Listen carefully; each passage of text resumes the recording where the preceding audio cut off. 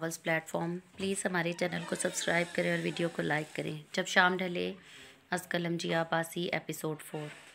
कमरे के खुले दरवाजे पर धीरे से दस्तक देते वो अंदर दाखिल हुए थे। हिना इन्हें देखते ही अपनी जगह से उठ खड़ी हुई थी। भाईजान, आप कोई काम था तो मुझे बुला लेते। अपने हाथ से बैठने का इशारा करते वो बेड के करीब कुर्सी पर रख कर बैठ गए थे। तुमसे कुछ ज़रूरी बात करनी थी। वो खासे संजीदा दिखाई दे रहे थे। जी, क्या बात है?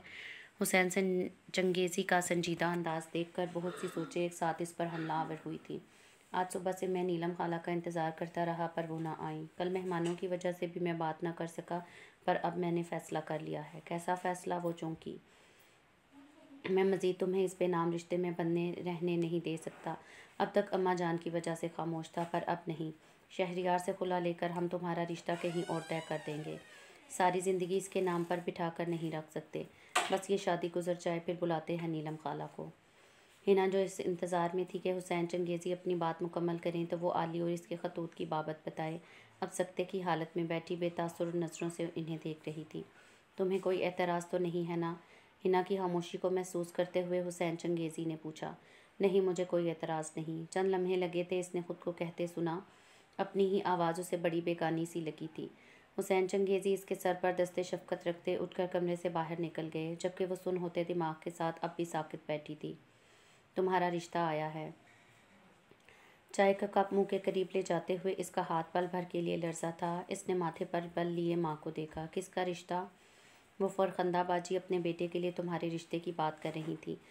लड़का परसों माइयों में नहीं आ सका, पर आज बारात में आएगा, देख लेना। शाजिया ने सुकून से जवाब दिया। वो खासी खुश दिखाई दे रही थी, जबकि सजाब को यकदम ही चाय बहुत कड़वी सी लगी। इसने फ़ौरन नाश्ते से हाथ खींच लिया। क्या हुआ, रुक क्यों गई? ढंग से नाश्ता करो। उसे हाथ पीछे करते देख शाजिया ने फ़ौरन टोका और 2-3 स्लाइस उठाकर इसकी प्लेट में डाल दिए। मुझे भूख नहीं लग रही। क्यों, ख़त्म करो ये सब। वो तो 2 टोक बोली, जबकि सजाब का दिल अचानक ही हर शय से उचाट हो गया था। न जाने क्यों वो फ़रज़ाम की बात दिल से निकाल ही नहीं पा रही थी। शायद इसलिए कि उसे फ़रज़ाम से बात करने का मौका ही नहीं मिला था, जिससे वो अपने अंदर का गुबार निकाल पाती। बस एक बार मैं तुमसे अपने सवालों का जवाब हासिल कर लूँ, फिर तुमसे बात करना तो दूर देखूँ भी ना। आगे बढ़ने के लिए उसे एक बार फिर अपने ज़ख्मों को खुद हरा करना था, ताकि वो नासूर ना बन जाएं। अब जो मरहम इन पर लगे वो हमेशा के लिए इन ज़ख्मों को भर दे। इसने आज हर हाल में फ़रज़ाम से बात करने का सोचा और जल्दी नाश्ता ख़त्म करके ऊपर अपने कमरे की जानी पड़ गई कि आज उसे अपनी एक दोस्त से भी मिलना था। दिन कब रात में ढला कि खबर ही ना हुई। जल्दी जल्दी करते हुए भी इन्हें घर से निकलने में देर हो गई थी। घर के सभी अफराद बारात में गए थे सिवाय हिना के। इसमें हिम्मत नहीं थी कि सबकी नज़रों और बातों को बर्दाश्त करती, वो भी अब जब शहरयार वापस आ गया था। इसकी आमद पर जो किस्सा दब किया था, अब वो फिर ज़िंदा हो जाना था। माइयों में भी चंद एक के अलावा किसी ने इसके और शहरयार के मुतल्लिक बात नहीं की थी। वो किस्सा पारीना बन चुका था, मगर अब शहरयार की आमद ने माहौल को यकसर बदल कर रख दिया था। फिर कल रात हुसैन चंगेज़ी की बातें। वो अब तक बहादुरी से हालात का सामना करती आई थी, लेकिन अब हालात को संभालना उसे इंतहाई मुश्किल लग रहा था।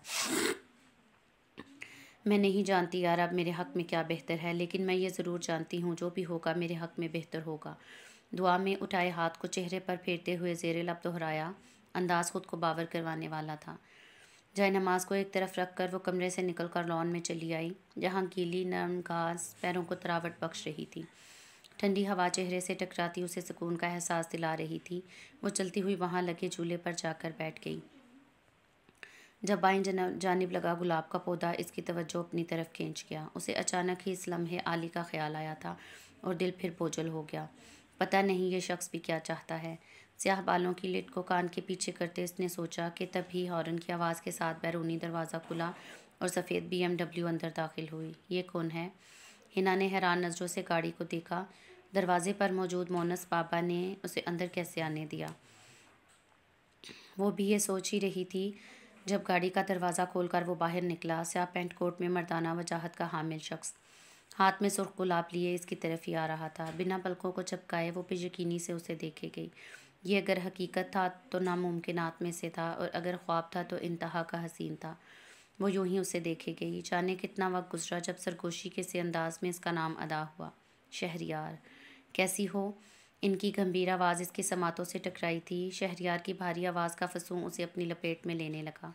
लॉन में जलते बल्ब की रोशनी में इसने निगाहें उठाए इन्हें देखा। शहरयार ने हाथ में थामे गुलाब इसकी जानिब बढ़ा दिए, जिन्हें चंद सेकंड देखने के बाद हाथ बढ़ाकर धीरे से थाम लिया गया था। मुझे उम्मीद थी तुम यहीं मिलोगी। एक बार फिर इनकी भारी आवाज़ गूंजी, जिस पर वो नजरें झुकाए चेहरा भी झुका गई। एक बेचैनी थी जो बढ़ती जा रही थी। वो आ गया था सालों बाद। क्यों? अब इस मोड़ पर जब वो ये रिश्ता ख़त्म करने का सोच रहे थे तो वो आया था। क्यों? क्यों आए हैं आप यहाँ? इसने सोच को ज़ुबान दी। सवाल ये होना चाहिए, क्यों नहीं आया मैं यहाँ इतने साल? ज़ब्त का कड़ा इम्तिहान था जो हिना से लिया जा रहा था। बेख्तियार गुलाबों के फूलों को छोड़ते हुए इसने दोनों हाथ अपने चेहरे पर रखे और नीचे बैठती चली गई थी। इसका झटके खाता वजूद शहरयार को बेबस कर रहा था। वो दो जानू इसके सामने बैठे, हिना, मैं, और धीरे धीरे माजी के हर राज से पर्दा उठाते चले गए। पहली नज़र की मोहब्बत, पहली नज़र का प्यार क्या होता है, इसका इल्म अक्खड़ मिजाज मकरूर से शहरयार को दुल्हन बनी हिना को देखते हुए हुआ था। निकाह के बाद वापस जाते हुए शहरयार ने पक्का इरादा कर लिया था वो जल्द ही हिना को भी रुखसत करवा कर अपने साथ लंदन ले आएंगे। दिन दिन गिनते वो 1 साल के गुजर जाने के मुंतज़िर थे जब एक शब इन्हें ख़त और चंद तस्वीर मौसूल हुई, जिसमें हिना किसी और से मोहब्बत की दावेदार और इनसे तलाक की तलबगार थी। तस्वीरों में मौजूद हिना के साथ किसी गैर मर्द की नज़दीकियाँ शहरयार को कोई इंतहाई कदम उठाने पर मजबूर कर रही थी। खुद पर काबू पाते हुए उन्होंने नीलम बेगम से बात करने का सोचा। रुखसती में बस 1 माह रह गया था, मगर तवातुर से मिलते खतूत और तस्वीरों ने इनका इरादा यकसर बदल दिया था। मोहब्बत को खोने का दुख, बीवी की बेवफाई का गम। अब ना वो इसे रुखसत करवा कर आबाद करना चाहते थे, ना तलाक देकर आज़ाद। साल पर साल गुजरने लगे। नीलम बेगम को भी शहरयार ने कुछ नहीं बताया था कि अपनी बीवी का पर्दा रखना वो बखूबी जानते थे। इनके हर बार फ़ोन करने और रुखसती के इसरार पर वो इनकार करके कॉल ही काट दिया करते थे। इनके ज़िद और इनकार के आगे नीलम बेगम भी हार मान गई थी। एक तरफ किए जाने वाला हिना का तलाक का मुतालबा तो दूसरी तरफ नीलम बेगम थी जो इन्हें फ़ोन करके हिना के घर वालों की तरफ से किए जाने वाले इसरार के बारे में आगाह करती रहती थी। वो खासे उलझ कर रह गए थे, इसलिए अब ना वो नीलम बेगम की कॉल रिसीव करते थे, ना हिना की तरफ से मिलने वाले खतूत पढ़ते थे। वो बस अपने कारोबार के होकर रह गए थे। एक बेवफा से मोहब्बत करने पर शहरयार ने खुद के लिए यही सज़ा मुंतखब की थी कि बाकी की ज़िंदगी तनहा रहकर बस कारोबार को आगे बढ़ाने में लगा दें। औरत और औरत की वफा पर से एतबार उठ सा गया था। किसी और से शादी करके अब वो दोबारा धोखा नहीं खाना चाहते थे। वक्त पर लगाए अपने साथ 7 साल ले गया था। इस दौरान अगर कुछ बदला था तो वो हिना के खतूत थे, जो शुरू के 5 साल तो तवातुर से इन्हें मिलते रहते थे, मगर फिर यह सिलसिला अचानक ही बंद हो गया था। तब से अब तक इन्हें कोई ख़त नहीं मिला था, पर नीलम बेगम की तरफ से वही एक मुतालबा था, रुखसती का। अगर वो वाकई मुझसे तलाक चाहती थी तो इस अरसे में इसने खुला का केस क्यों नहीं किया, ना ही कोई इंतहाई कदम उठाया। कभी कभी वो बेहद उलझ जाया करते थे ये सोचकर, लेकिन ऐसी कई सोचों पर वो खतूत और तस्वीर हमेशा गालिब आ जाते थे। इन्हीं दिनों में से एक सुबह वो घर से तैयार होकर ऑफिस पहुंचे थे, जब अपने ऑफिस में बैठी लड़की को देखकर बुरी तरह चौंके। वो इनकी फूफीज़ाद थी। पिछले साल ही शादी के 1 हफ्ते बाद अपने शोहर के साथ लंदन चली आई थी, लेकिन इनसे मिलने आज पहली दफ़ा आई थी। तुम यहाँ कैसे आना हुआ? सब ठीक है? सलाम दुआ के बाद पूछा। शहरयार को लगा था शायद वो अपने शोहर की नौकरी की बात करने आई है। सब ठीक है, लेकिन मुझे तुमसे कुछ बात करनी है, दरअसल कुछ बताना है। वो सर झुकाए धीरे से बोली। शहरयार ने उलझन भरी नज़रों से उसे देखा। वो अपने ख़ानदान की काफ़ी पुरअतमाद और बोल्ड लड़की थी। यूँ सर झुकाए बात करना तो इसने सीखा ही नहीं था। क्या बताना है? तुम्हें वो खतूत और तस्वीरें मैं भेजती थी, और यहाँ पूरी दुनिया जैसे शहरयार की आंखों में घूम गई। वो किन खतूत और तस्वीरों की बात कर रही थी, इन्हें समझने में एक लम्हा नहीं लगा था।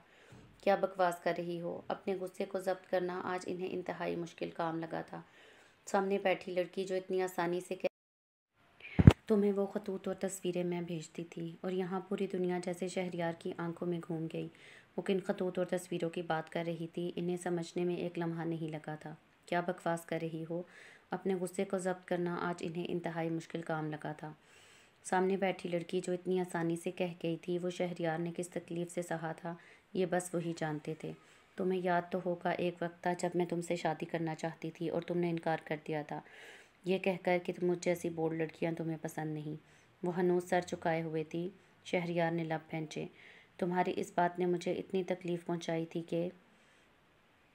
कि इसका बदला लेने के लिए तुमने मेरी बीवी को बदकिरदार बनाकर मुझे इससे बदगुमान कर दिया।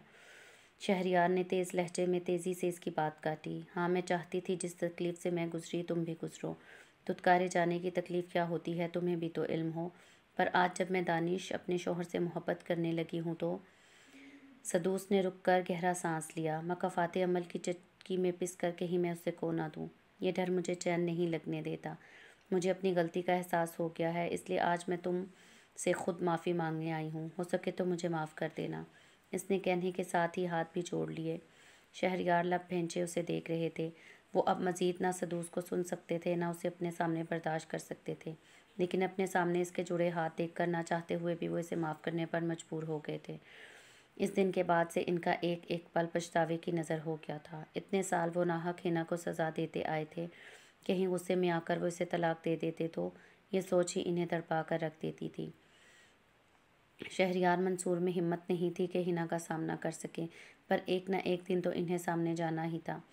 अपने किए की तलाफ़ी इन्हें ही करनी थी, इसलिए मज़ीद वक्त ज़ाया किए वो सब कुछ छोड़कर पाकिस्तान चले आए थे और अब इसके सामने थे।